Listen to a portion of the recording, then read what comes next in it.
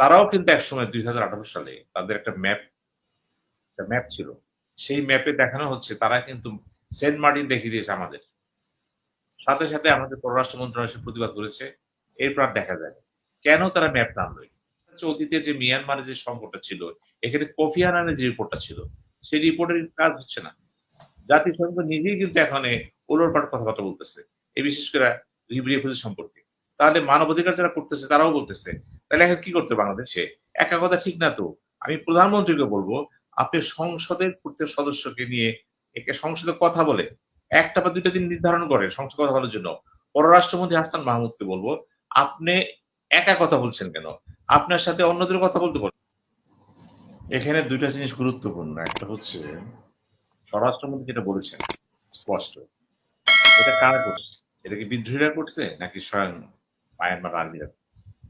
এটা একটা অস্পষ্ট বিষয় কিন্তু। প্রশ্ন হচ্ছে বাংলাদেশকে কিন্তু ইন্টেলিজেন্স নেটওয়ার্কটা কিন্তু মনে হচ্ছে এই ক্ষেত্রে খুব একটা সফল বা পরিস্থিতি পাচ্ছে না। কারণ ওখানে আমাদের যিনি অ্যাম্বাসেডর আছে তিনি কিন্তু মিয়ানমার ডেস্ক দেখতেন আগে এবং ওইখান থেকে তথ্যগুলো কি আসতেছে। এক্ষেত্রে বাংলাদেশের সাথে বিভিন্ন ইন্টেলিজেন্স এজেন্সি ইন্টারন্যাশনাল যারা জড়িত আছেন সেখান থেকে তথ্য কি আসতেছে। এখানে কিন্তু তথ্য প্রবাহ ব্যাপারটা অত্যন্ত গুরুত্বপূর্ণ। আসলে ওখান থেকে যেগুলো আসতেছে কারা দিচ্ছে? কারণ লক্ষ্য করার বিষয় ইদানিং যুদ্ধ হতো, যুদ্ধটা যে হচ্ছিল ড্রোন। এরা কিন্তু ড্রোন ব্যবহার শুরু করেছিল। কিন্তু এখন কিন্তু মিয়ানমার নিজেই কিন্তু চাইনিজ বাণিজ্যের ড্রোনগুলোকে তারা অস্ত্রের দিকে রূপান্তর করে ব্যবহার করতেছে। তাহলে যুদ্ধটা কিন্তু টার্ন করেছে ভিন্ন একটা অ্যাঙ্গেলে। এখন ড্রোন ভিত্তিক হয়ে গেছে কিন্তু। এই ক্ষেত্রে আপনার এখন যারা বিদ্রোহী গ্রুপ আছে তাদের জন্য কিন্তু সমস্যা ব্যাপক। কারণ ইতিমধ্যে চায়না থেকে যে অস্ত্রগুলো এসেছে দেখা যাচ্ছে সেখানে যারা ধরেছে বিদ্রোহী বলতেছে এগুলি চায়নার।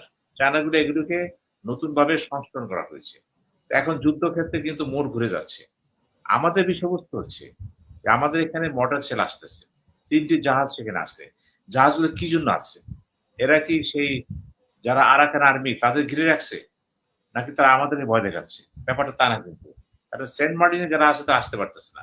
ওখানে গোলাগুলি করা হচ্ছে, ভয় দেখানো হচ্ছে। প্রশ্ন হচ্ছে গুলি করা হয়েছে কিন্তু। এখন সেন্ট মার্টিনে ১০,০০০ লোক আছে। মাত্র ৮ বর্গ কিলোমিটার। খেয়াল করবেন। ছোট্ট জায়গা। ১০,০০০ লোক।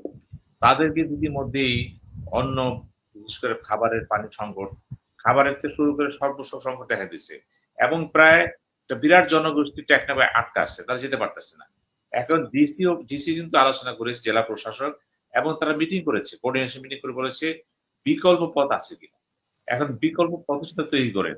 সমস্যাটা হচ্ছে মর্টার শেল আসতেছে কেন? এখন যুদ্ধটা হচ্ছে কিন্তু বিদ্রোহীদের সাথে মায়ানমার আর্মি। এখানে বাংলাদেশ কি করবে? ওখানে বিজেপি যেটা বর্ডার পুলিশ বলা হয়। আমরা তো বিজেপি, আমাদের বর্ডার গার্ড। এখন এখানে ২ পক্ষেই বলা হচ্ছে আমরা সতর্ক আছি। এখন আমরা কি করতে পারি? প্রফেসর কলিমুল্লাহ তো সুন্দরভাবে বলেছে এটা ঐতিহাসিক ব্যাখ্যা দিয়েছেন। এখন হুম। ঐতিহাসিক ব্যাখ্যা থাকবে এখানে। কারণ মায়ানমার সরকার কি চাচ্ছে? তারাও কিন্তু একসময় ২০১৮ সালে তাদের একটা ম্যাপ ছিল। সেই ম্যাপে দেখানো হচ্ছে তারা কিন্তু সেন্ট মার্টিন দেখিয়ে দিয়েছে আমাদের। সাথে, সাথে আমাদের পররাষ্ট্র মন্ত্রণালয় এসে প্রতিবাদ করেছে। এরপর আর দেখা যায় না। কেন তারা ম্যাপ না আনলো? ওই যে নিরাপত্তার প্রশ্নে জয়শঙ্করের কথা বললেন প্রফেসর কলিমুল্লাহ, গুরুত্বপূর্ণ কথা বলেছেন দেখুন। এখন মায়ানমার বলতেছে ১৯০০ সালে ব্রিটিশরা যখন এই সেন্ট মার্টিন দ্বীপটাকে তারা দখল করে নিল, অন্তর্ভুক্ত করলো কিন্তু। এরপরে কিন্তু যখন সেন্ট মার্টিন তখন মায়ানমারও কিন্তু ব্রিটিশ সাম্রাজ্যের আওতায় ছিল। যখন স্বাধীন হয়ে গেল তখন কিন্তু এই অঞ্চলে চলে আসতো। অর্থাৎ নিরাপত্তা বলের ক্ষেত্রে ব্রিটিশ যে বিভাজনটা করেছে ওখানেও তাদের একটা কুটো চাল ছিল। তারা কিন্তু এই অঞ্চলটাকে এরকম একটা পর্যায়ে রেখে গেল, যুদ্ধ চলবে, সংগ্রাম চলবে, অর্থাৎ একটা অস্থিতিশীল পর্যায়ে রেখে গেল। এটা ভারতের জন্য সংকট হয়েছে, মায়ানমার জন্য সংকট হয়েছে। এখন সেন্ট মার্টিন কার? মূলত বলা হচ্ছে বাংলাদেশে। তাহলে ২০১৮ সালে তারা কেন তাদের ম্যাপে দেখালো? যেটা ভার্টিক্যাল ম্যাপে চায়না দেখাচ্ছে অরুণাচল প্রভিন্সকে। এই যে মনমোহন যে লাইন আপনার যে ব্রিটিশরা পরে গিয়েছিল, এটা তো চায়না মানে নেই। মায়ানমারের সাথে আমাদের দেখেন, তারা কিন্তু স্বাধীনতার সময় কিন্তু মায়ানমারের একটা অংশ মোহাম্মদ জিন্নাহর কাছে কিন্তু লোক পাঠিয়েছিল যে আমরা পাকিস্তানের সাথে আসতে চাই। তারা বলেছে টু লেট, আসতে পারবে না। তাদের সমস্যা আছে একটা। এখন এরকমও হতে পারে মিয়ানমারে যারা ইতিমধ্যেই বর্ডারের সাথে বসে আছে প্রায় ৩০,০০০ লোক চিন্তা করেন। ২০,০০০ থেকে ৩০,০০০ লোক। তারা যেকোনো মুহূর্তে কিন্তু বাংলাদেশের দিকে আসতে পারে। কিন্তু যেহেতু বাংলাদেশ বলেছে আমরা জিরো টলারেন্স, আমরা আর লোক নেব না। ইভেন জাতিসংঘ বলেছে সুযোগ দেন। ওয়েস্টার্ন ইউরোপে কিন্তু সুর চালাচ্ছে, আসতে দেন। এখন আমরা কেন আসতে দেবো? এখন দেখেন পশ্চিমা বিশ্বের খেলা, টেবিলের খেলা একটা আসছে। খেলাটা কি? আমরা যদি আসতে দেই, এক সমস্যা, না দিলে আবার মানবতার সমস্যা আসতেছে। কিন্তু মিয়ানমারকে কিন্তু কিছু বলতে পারতেছে না। মিয়ানমার সরকার যেটা করতেছে, সেখানে কিন্তু অসহায় হয়ে গেছে সবাই। যত শক্তি প্রয়োগ করতেছে, পার্সুয়েশন কিন্তু আমাদের উপরে। আবার এদিকে দেখেন, আমেরিকা সহ জাতিসংঘ বলতেছে, এখানে যারা আছে তাদেরকে অ্যাবজর্ব করেন। অর্থাৎ ১৫ লক্ষ রোহিঙ্গাকে আমাদের মধ্যে নিয়ে নিতে হবে। এইসব ক্ষেত্রে কিন্তু সমস্যা আছে একটা। এখানে সৌদি আরবের চাপও তো আছে। তো বিভিন্ন জায়গায় দেখা যাচ্ছে অতীতে যে মিয়ানমারের যে সংকটটা ছিল, এখানে কোফি আনানের যে রিপোর্টটা ছিল, সেই রিপোর্টের কাজ হচ্ছে না। জাতিসংঘ নিজেই কিন্তু এখানে ওলটপালট কথাবার্তা বলতেছে। এই বিশেষ করে রিফিউজি সম্পর্কে। তাহলে মানবাধিকার যারা করতেছে তারাও বলতেছে। তাহলে এখন কি করতে বাংলাদেশ? যুদ্ধ করবে? না। বাংলাদেশ এখন পর্যন্ত যুদ্ধে না যাওয়ার শর্তে অটল আছে কিন্তু। কেন? কারণ প্রফেসর কলিমুল্লাহ সুন্দরভাবে আবারও বলেছি। তিনি বলেছেন এখানে রাশিয়ার হাত আছে, চীনের হাত আছে, ইসরায়েলের হাত আছে। আপনি এমনকি দেখা যাচ্ছে আমাদের উত্তর আমাদের পূর্বে ভূখণ্ড যদি মানে অরক্ষিত হয়ে যায় বা আমাদের ভূখণ্ড দখল হয়ে যাওয়ার কোনো সম্ভাবনা থাকে তো সেখানে কেন অতটা ব্যবস্থা নেই? যাবো না। কেন যাবো না? অরক্ষিত করা হবে না কিন্তু। এখানে চেক এন্ড ব্যালেন্স আছে। মিয়ানমার আর্মি হচ্ছে দক্ষিণ পূর্বে এশিয়ার মধ্যে ভয়ংকর আর্মি কিন্তু এটা। আর এখানে যে বৌদ্ধইজম আছে সেটা কিন্তু অত্যন্ত কট্টর বৌদ্ধইজম। এবং তারাও কিন্তু কিছুটা উগ্রবাদী বৌদ্ধইজম। বাংলাদেশের বৌদ্ধরা কিন্তু উগ্রবাদী না। একটু নমনীয়। তারা উগ্রবাদী কিন্তু। অর্থাৎ বৌদ্ধ যে সমাজটা আছে তারাও কিন্তু উগ্রবাদী। ওইখানে যে মায়ানমার আরাকানে যে ব্যাপারটা আছে এটা ভিন্ন বিষয়। এখন মর্টার শেল যেগুলো হচ্ছে মূলত সেটা কিন্তু গৃহযুদ্ধ।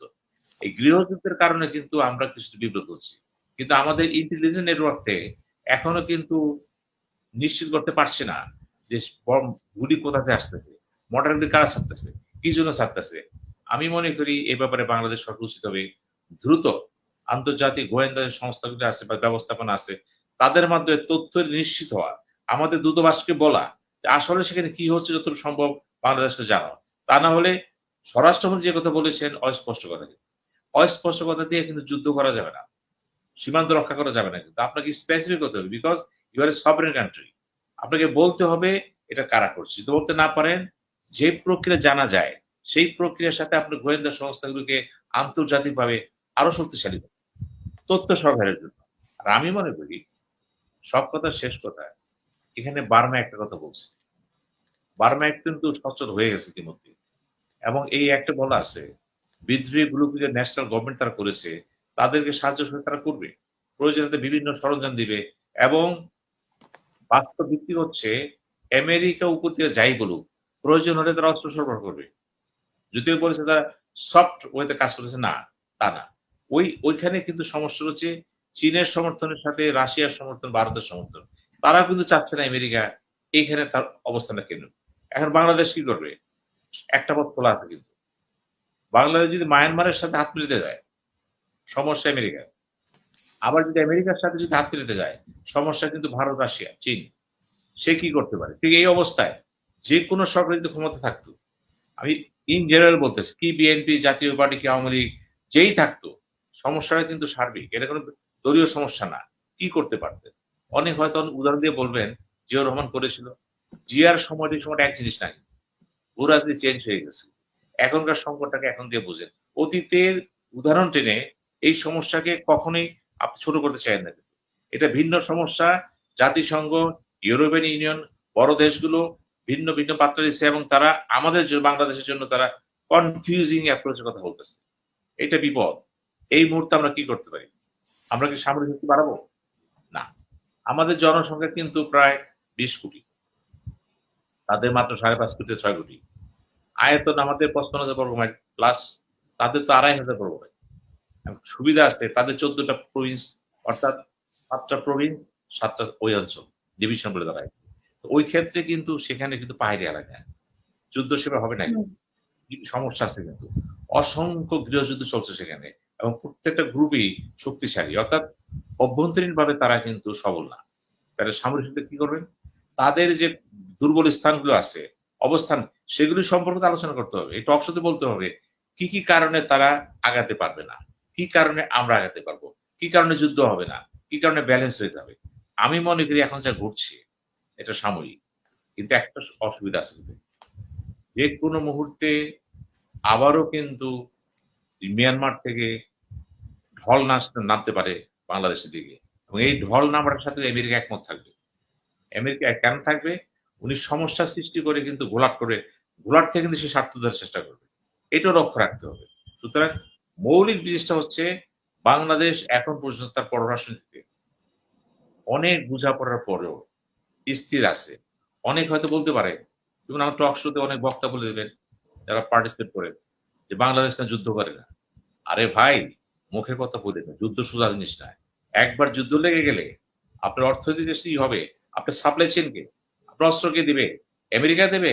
রাশিয়া দিবে? চীন দেবে? ভারত দেবে? কেউই দিবে না, কারণ সবগুলি মায়ানমার যুদ্ধ। কিন্তু আপনার প্রধান কথা হলো, যুদ্ধের জন্য প্রথম প্রয়োজন সাপ্লাই চেন ঠিক আছে কিনা, আপনার আর্থিক অবস্থা ঠিক আছে কিনা। এগুলো ঠিক না থাকতে হুম। পারবেন না কিন্তু। এই বাস্তবতা রেখে আমাদের চিন্তা করতে হবে। আমি আশা করি এখানে যে দুজন দর্শক আছেন, তারাও হয়তো বাস্তবের আলোকেই প্রশ্ন রাখবেন। আমি প্রথম কথা বলতে চাই, তারেক জিয়ার কথা এখানে না আসে ভালো, এটা ভিন্ন প্রসঙ্গ। সরকার একটা পার্ট হতে পারে, তারেক জিয়া এখানে চিন্তা করে কি রাষ্ট্র করবে না? এটার সাথে কোনো সম্পর্ক নেই, এবং এটার সাথে এটা যুক্ত করে ঘটনাকে ভিন্ন খাতে প্রভাব করার কারণ নেই। সমস্যা স্পেসিফিক। মায়ানমারের সাথে এখন আমাদের যা হচ্ছে, সেগুলো শুরু হওয়াটা কি হবে, আমরা কার সহযোগিতা নেব? এই ক্ষেত্রে প্রধান দায়িত্ব হবে পার্লামেন্ট যেভাবে নির্বাচিত হোক না কেন। পার্লামেন্টে যে ৩৫০ জন সদস্য আছেন এখানে, বিশেষ করে অপোজিশন বা ইন্ডিপেন্ডেন্ট যারা আছেন, তাদের কথা বলবো।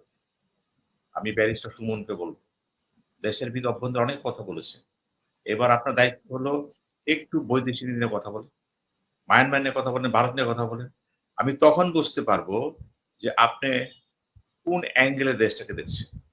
দেশের অভ্যন্তরের সমস্যা নিয়ে আমি ইতিমধ্যে আপনি বেশ ঝড় তুলেছেন, এবং ইতিবাচক পন্থায় আপনার মানুষ গ্রহণ করেছে। শুধু এবার শুধু সুমনেই কেন ঝড় তুলবে? ঝড় তোলার কি আর কোনো মানে নেতা নেই বাংলাদেশে? শুধু সুমনের কথা বলিনি, আমি সুমনের উদাহরণ দিলাম এখানে। হুম। সুমনও বলবে, পাশাপাশি যারা বিরোধী দল আছেন, আমি জিএম কাদেরকে বলবো, আপনি জাতীয় পার্টির সংসদীয় দল, আপনি আমার অপোজিশন নেতা, ব্যারিস্টার আনিসুল মাহমুদ, তিনি পররাষ্ট্রমন্ত্রী ছিলেন, তিনি একটু বোঝেন ভালো। তাদেরও জাতীয় পার্টি কিন্তু স্পেসিফিক থাকতে হবে। এবং সরকারকেও বলবো, ইন্ডিপেন্ডেন্ট যারা আছেন, আপনি যেই দল যেখান থেকে হন না কেন, আপনারা সংসদে গিয়েছেন কথা বলার জন্য, তো আপনাদের তো কোনো ভয়ভীতি নেই। আপনারা নিরপেক্ষ আছেন এখানে। নিরপেক্ষে বলেন যে সরকারের পররাষ্ট্রনীতি এবং এই মায়ানমার সম্পর্কটা কি হতে পারে। আপনি আলোচনা করেন। সংসদে ইতিমধ্যে আপনি বলেন, একটা দিন নির্ধারণ করেন বা ২ টা দিন। ওই দিন আলোচনা হবে বাংলাদেশ মায়ানমার ইস্যু। কেন সরকার একা হাত দিচ্ছে? একা কথা ঠিক না তো। আমি প্রধানমন্ত্রীকে বলবো, আপনি সংসদের প্রত্যেক সদস্যকে নিয়ে একে সংসদে কথা বলে ১ টা বা ২ টা দিন নির্ধারণ করেন সংসদে কথা বলার জন্য। পররাষ্ট্রমন্ত্রী হাসান মাহমুদকে বলবো, আপনি একা কথা বলছেন কেন? আপনার সাথে অন্যদের কথা বলতে বলেন। সংসদে ৩৫০ জন এমপি যদি কথা বলে, একটা ইস্যু হবে কিন্তু। কিন্তু যেহেতু সরকার সবকিছু ধামাচাপা দিয়ে কোণঠাসা করে একাই কথা বলছে। অর্থাৎ প্রধানমন্ত্রী যা বলেন সেটি পলিসি, সেটি নীতি। এখন এটা দেশ হইতে পারে। বৈদেশিক ক্ষেত্রে কিন্তু অতটা সোজা হবে না কিন্তু। কারণ এখানে বিভিন্ন গ্রুপ, বিভিন্ন লবি কে কিভাবে খেলতেছে, এটা বোঝা মুশকিল তো।